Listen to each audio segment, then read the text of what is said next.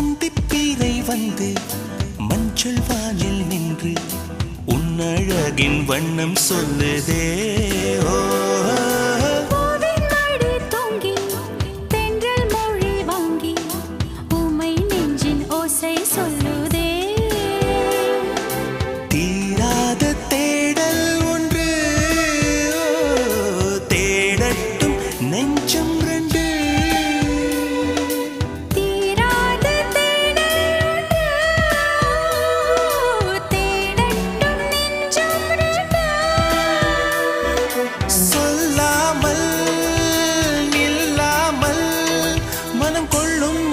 துன்பம் தானே என்ன சொல்லி பாடுவதோ என்ன வார்த்தை